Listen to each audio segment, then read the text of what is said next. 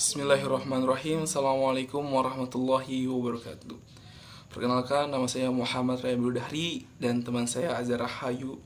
Kami mahasiswa Sekolah Tinggi Ekonomi Islam STSEBI, jurusan Akuntansi Syariah semester 7.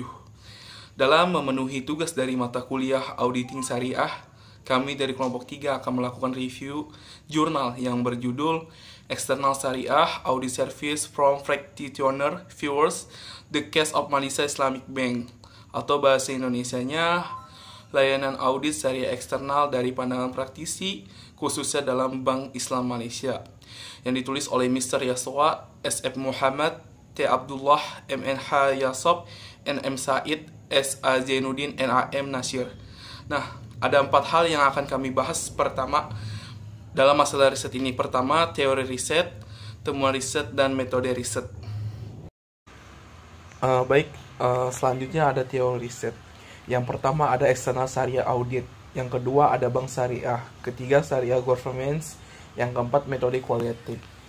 Yang pertama akan kita bahas adalah syariah external audit, yaitu merupakan sebuah aktivitas yang harus dilakukan oleh kantor akuntan publik bersertifikat, di mana auditor eksternal bekerja sebagai penguji komponen dalam laporan keuangan untuk melihat apakah komponen tersebut telah dihitung berdasarkan peraturan akuntansi. Yang kedua ada perbankan syariah.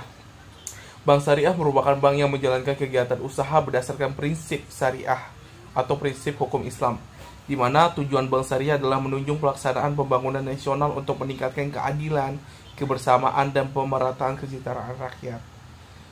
Terus yang ketiga ada tata kelola syariah atau syariah governance, yaitu merupakan istilah yang dapat mempresentasikan akan suatu model tata kelola yang didesain secara kelembagaan untuk memastikan kepatuhan terhadap aspek syariah.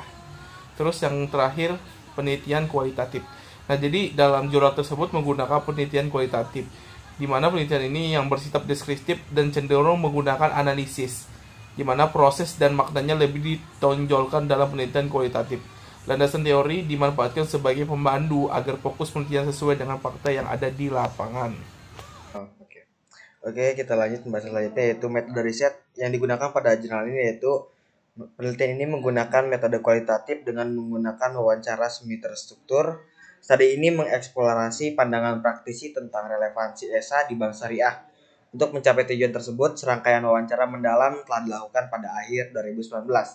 Meskipun sekitar 27 institusi menawarkan produk dan layanan perbankan syariah di tanah air, hanya sedikit yang setuju untuk berpartisipasi dalam sesi wawancara ini.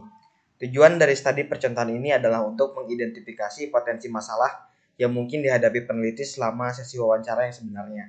Pada proses tahap pertama, beberapa instrumen dari literatur audit internal telah diadaptasi dan memenuhi tujuan penelitian ini. Kedua, pertanyaan wawancara yang dikembangkan telah diajukan kepada sarjana keahlian dan praktisi industri di bidang audit syariah sebagai ahli materi pelajaran. Terakhir, untuk memvalidasi protokol wawancara akhir, peneliti melakukan studi percontohan dengan salah satu kepala audit syariah di IB. Studi percontohan ini dilakukan sebelum studi nyata untuk menguji dan membangun efektivitas alat penelitian. Purpose sampling digunakan untuk mengidentifikasi responden untuk penelitian ini. Meskipun jumlah responden dalam penelitian kualitatif terbatas, hal ini dianggap normal karena mereka dipilih berdasarkan kriteria yang akan memberikan informasi yang relevan dengan topik yang diteliti. Pembahasan selanjutnya yaitu tentang temuan riset. Temuan riset yang ditemukan pada jurnal ini yaitu yang pertama, serangkaian wawancara menghasilkan informasi yang bermanfaat dari kedua belah pihak, baik yang mendukung layanan ESA maupun yang menentang layanan ini. Mengenai pandangan yang mendukung layanan ESA, beberapa orang yang diwawancari berbagai pandangan mereka tentang layanan ESA yang disediakan oleh firma audit profesional di pasar. SAIW menyoroti bahwa akan bermanfaat untuk memeriksa kualitas jaminan auditor syariah internal mengingat kehadiran ESA. ESA juga menyarankan beberapa rekomendasi kepada organisasi untuk perbaikan di masa depan. Sementara itu, HSADFI menyarankan bahwa akan lebih baik jika tugas audit syariah dapat diberikan kepada auditor syariah eksternal karena status independen mereka dibandingkan dengan auditor internal syariah. Lalu yang selanjutnya, HSAFFIB juga cenderung mendukung gagasan penunjukan auditor syariah eksternal di IB, dalam arti bahwa mereka dapat berfungsi sebagai mekanisme check and balance Selain itu, auditor syariah eksternal dapat berbagai pengetahuan dan pengalaman mereka yang luas karena mereka memiliki banyak keterlibatan dengan perusahaan lain dalam melakukan ESA. Singkatnya, ada pro dan kontra untuk mempekerjakan dan menggunakan layanan ESA di IB. Oleh karena itu, jika manajemen IB sedang mempertimbangkan untuk mempekerjakan dan menggunakan layanan ESA, mereka harus memastikan manfaat yang diterima oleh IB dalam menyewa layanan ESA melebihi biaya yang dikeluarkan. Selain itu, selama kerangka ISA belum disediakan oleh regulator IB, untuk IB, sulit bagi IB untuk menyewa layanan ESA. Skenario ini karena seperti yang telah dibahas sebelumnya, tidak adanya kerangka audit syariah tentu akan menyebabkan inkonsistensi dalam pengukuran dan interpretasi resiko audit syariah oleh IB. Oke, mungkin cukup itu yang dapat saya sampaikan. Terima kasih. Oke, selanjutnya ada kesimpulan.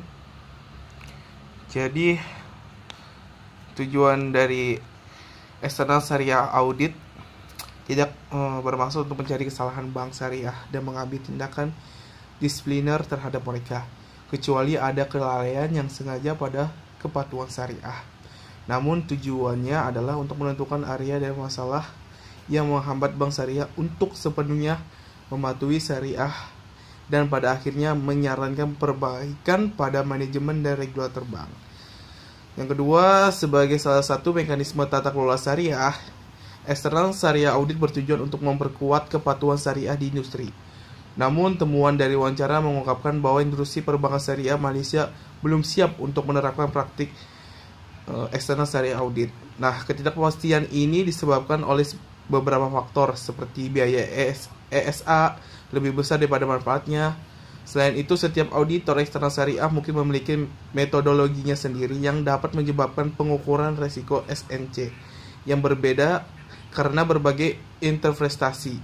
Nah, selain itu beberapa berpendapat bahwa penunjukan auditor syariah eksternal akan membahayakan citra dan reputasi IB karena penunjukan mereka mencerminkan ketidakefektifan atau kelemahan auditor syariah internal.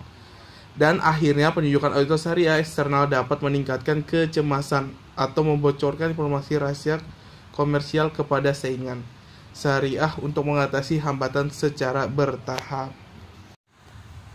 Oke, selanjutnya saran. Adapun rekomendasinya, regulator secara bertahap harus meningkatkan kesadaran akan peningkatannya eksternal syariah audit di kalangan pelaku industri untuk memperkuat tata kelola syariah dan kepatuhan syariah di masa mendatang.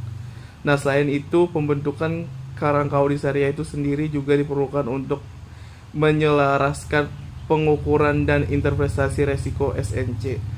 Selain itu, inisiatif harus diambil untuk melatih akuntan profesional dan ahli syariah untuk melengkapi diri mereka dengan wawasan yang diperlukan untuk melakukan eksternal syariah audit yang efektif.